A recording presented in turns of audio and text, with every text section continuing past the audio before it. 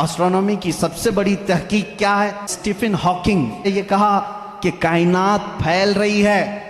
मैं देख रहा हूं गैलेक्सी में स्टार्स दूर दूर हो रहे हैं और फैल रही है ये कायनात। और कुरान कहता है वस्समाअ बनैनाहा बिअयदिन व इन्ना लमूसिऊन, आसमान को हमने अपने दस्ते कुदरत से बनाया है और इसको हम क़यामत तक फैलाते रहेंगे। 14 सदी पहले ही ये तहकीक अल्लाह के कलाम में आ चुकी। पहले साइंसदान ने कहा कि पहले ये ज़मीन आसमान सब चीज़ें एक ही थी, एक बड़ा धमाका हुआ, उससे पूरी कायनात फैली, सूरज अलग हुआ, ज़मीन अलग, आसमान अलग। इस थ्योरी को कुरान ने खुद बयान किया है। अवलम यरल्लज़ीना कफ़रू अन्न समावाति वल अर्द कानता रत्क़न फ़फ़तक़नाहुमा, अल्लाह फरमाता है ए महबूब क्या नहीं देखते वो काफिर अब भी इनकार कर रहे हैं, ज़मीन और आसमान मिले हुए थे, हमने उनको फाड़ करके अलग किया। फ़तक़नाहुमा, फ़तक़ कहते हैं ऐसा जोर का धमाका होना और झटका देना जिससे सारी चीजें बिखर जाएं। और कुरान ने इस बिग बैंग का जिक्र किया। ब्लैक होल का तज़किरा सूरह वाक़िया में मौजूद है। अल्लाह फरमाता है ला उक़सिमु बिमवाक़िअन नुजूम, कसम है उन जगहों की जहां जा करके सितारे फना हो जाते हैं, उसको आज साइंसदान ब्लैक होल कहते हैं। इल्म नबातात, पौधों का इल्म, ये एक पूरा बाज़ाब्ता एग्रीकल्चर, इस पर तो यूनिवर्सिटियां कायम हैं जिसमें पौधों की नशो नुमा के मुतालिक तहकीकात होती है। और कुरान उसकी तमाम तफसीलात बता रहा है। वमिन कुल्लि समराति जअल फीहा ज़ौजैन इत्नैन, अल्लाह फरमाता है हर फल में हमने मेल और फीमेल रखा है। आज के साइंस कह रहा है हर दरख्त में मेल और फीमेल होते हैं। ज़ूलॉजी, जानवरों का इल्म, वमा मिन दाब्बतिन फिल अर्दि वला ताइरिन यतीरु बिजनाहिही इल्ला उममुन अम्सालुकुम। एक साइंसदान है, उसने सबसे पहले कहा जानवरों में भी इंसानों जैसी कुछ आदतें हैं, मैंने उन पर तहकीक की है। उस साइंसदान ने कहा, और रब ताला फरमाता है ज़मीन में कोई जानवर ऐसा नहीं और उड़ने वाले परिंदों में कोई ऐसा नहीं, इल्ला उममुन अम्सालुकुम, वो सब के सब तुम्हारे जैसी सोसाइटी रखते हैं, उनके अपनी बिरादरियां होती हैं, एक ही खानदान के साथ उड़ते हैं, आते हैं, जाते हैं। कुरान इस बात को पहले बता चुका है। चूंटियों का इल्म, एक साइंसदान है, उसने कहा है कि चूंटियां बात करती हैं और ये सब एक दूसरे के कांटेक्ट में आकर के ही काम करती हैं। और कुरान कह रहा है सूरह नमल पूरी चूंटियों की आयत सूरह है। अल्लाह ताला फरमाता हत्ता इज़ा अतौ अला वादिन नमली क़ालत नमलतुन या अय्युहन नमलु दुखुलू मसाकिनकुम, जब सुलेमान अलैहिस्सलाम अपने लश्कर के साथ से गुजर रहे थे तो एक चूंटियों की वादी के पास आप आए, तो अल्लाह फरमाता है चूंटियों की जो बड़ी सरदार थी उसने सारी चूंटियों से कहा या अय्युहन नमलु दुखुलू मसाकिनकुम, ए चूंटियों जल्दी जल्दी अंदर दाखिल हो जाओ, कहीं सुलेमान अलैहिस्सलाम का लश्कर तुम्हें बेखबरी में रौंद न जाए। शहद की मक्खी पर एक बंदा है जिसने रिसर्च किया और उसको नोबेल प्राइज मिला है। ये 1975 में 1975 में एक साइंसदान ने तहकीक करके बताया शहद की मक्खियाँ कम्युनिकेशन करती हैं, एक दूसरे से राब्ता करती हैं और इनको एक मलिका होती है और वो ऑर्डर देती है और उसके ऑर्डर के एतबार से सब जाती हैं।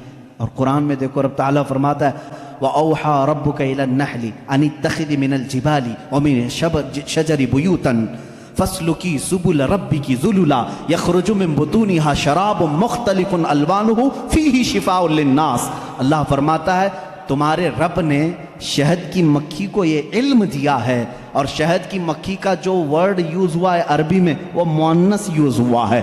अल्लाह कुरान में फरमाता है मक्खा नहीं मक्खी।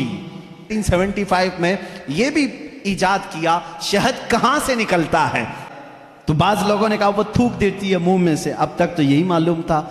1975 में एक साइंसदान ने कहा नहीं, उसकी बेली में से, बेली फैट जो होता है पेट की चर्बी यहाँ से निकलता है।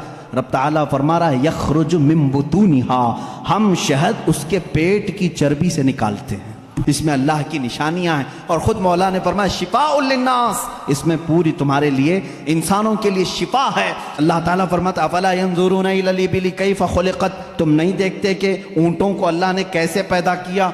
ये कॉलेजों में पढ़ाया गया है ज़ूलॉजी के स्टूडेंट्स को कि तमाम मखलूक़ात में ऊँट की तख्लीक एक सबसे अलग है, इसलिए कि इसके अंदर ऐसा मादा है 1 महीने तक बगैर खाए पिए जिंदा रहता है, پانی جمع کر لیتا ہے۔ تقریباً 1950 یا 60 کے بیچ میں ایک سائنسدان نے کہا کہ مکڑی جانوروں میں سب سے کمزور دل والی ہوتی ہے، اور قرآن کہہ رہا ہے اتخذ وَإِنَّ أَوْهَنَ الْبُيُوتِ، بلکہ اللہ فرما رہا ہے سب سے کمزور گھر مکڑی کا ہوتا ہے اور سب سے کمزور دل بھی اس کا ہوتا ہے۔ شہد کو ہی لے کر کے آج ریسرچ ہوئے ہیں، شہد کے اندر اللہ نے فرمایا فیہ شفاء للناس، اس میں لوگوں کے لیے شفا ہے۔ اور ورلڈ وار 2 کے ٹائم پہ اکثر زخمیوں کو شہد لگا کر کے صحیح کیا گیا۔ امبریولوجی کیا ہے؟ یہ علم الجنین، بچے کی ولادت کے جو معاملات ہوتے ہیں، کہا گیا ہے کہ سب سے پہلے پانی کا ایک قطرہ مرد کے نطفے سے گا کر ماں کے رحم مادر میں جمع ہوتا ہے۔ پہلے قرآن کی آیتیں پڑھو، وَلَقَدْ خَلَقْنَا الْإِنسَانَ مِنْ سُلَالَةٍ مِنْ طِينٍ ثُمَّ جَعَلْنَا النُّطْفَةَ عَلَقَةً فَخَلَقْنَا الْعَلَقَةَ مُضْغَةً فَخَلَقْنَا الْمُضْغَةَ عِظَامًا فَكَسَوْنَا الْعِظَامَ لَحْمًا۔ اللہ تعالیٰ نے اس آیت کو، اس طرح کی آیت کو 3 یا 4 مرتبہ، انسان کی تخلیق کیسے ہوئی، رب فرماتا ہے اللہ تعالیٰ نے نطفے سے تمہیں پیدا کیا، نطفے سے، منی جو مرد کی ہوتی ہے، اس میں ایک بار کی منی میں تقریباً 30 لاکھ سپم ہوتے ہیں، جو جا کر کے عورت کے اوم میں، یعنی اس کے بیضے ہوتے ہیں، انڈے ہوتے ہیں، اس میں ٹکراتا ہے اور جا کر کے فکس ہو گیا، پھر بچے کی ولادت وہاں سے شروع ہوتی ہے۔ 30 لاکھ میں سے ایک ہی جاتا ہے، 30 لاکھ میں سے ایک ہی جاتا ہے۔ اور رب تعالیٰ کے اس کلام پر قربان جاؤ، اللہ فرماتا ہے سلالۃ من ماء مہین، کہ جب تم نطفہ ڈالتے ہو تو بہت سارے پانی میں سے جو اصل ہوتا ہے مولا اسی سے پیدا کرتا ہے۔ سلالہ کہتے ہیں سب سے قیمتی چیز، اس میں سے جو اصل ہے اسی سے پیدا کرتا ہے۔ پھر اس کے بعد اللہ تعالیٰ نے فرمایا ہم اس کے ذریعے سے علقہ بناتے ہیں، اور آج ڈاکٹرز کہہ رہے ہیں نطفے کے بعد اگر سب سے پہلے بچے میں کچھ بنتا ہے تو وہ گم ٹائپ کا ایک خون بنتا ہے، جس کو قرآن بتا رہا ہے۔ یہ ساری چیزیں سونوگرافی کے بعد معلوم ہوتی ہیں۔ سب سے پہلے چیز کیا بنتی ہے انسان کی، یہ بھی تحقیقات سائنس کر چکا ہے۔ سب سے پہلے بچے کے نطفے کے بعد علقہ، مضغہ، اور اس کے بعد اس پر چمڑی آتی ہے۔ 24 ویکس ہوتے ہیں اگر پریگننسی کے، تو سب سے پہلے وہ جنین میں سننے کی چیز آتی ہے۔ کیا؟ سننے کی چیز۔ اس کے بعد اس کے اندر محسوس کرنے کی، دیکھنے والی چیز آ جاتی ہے 27 ویکس کے بعد۔ پھر اس کے بعد اس کی ہارٹ بیٹ بھی شروع ہوتی ہے۔ اب قرآن کی آیت پڑھو، اللہ فرماتا ہے وَجَعَلَ لَكُمُ السَّمْعَ وَالْأَبْصَارَ وَالْأَفْئِدَةَ قَلِيلًا مَا تَشْكُرُونَ، ہم نے تمہارے ماں کے پیٹ میں سب سے پہلے سننے کی طاقت دی، دیکھنے کی طاقت دی، پھر دھڑکنے والا دل عطا کی۔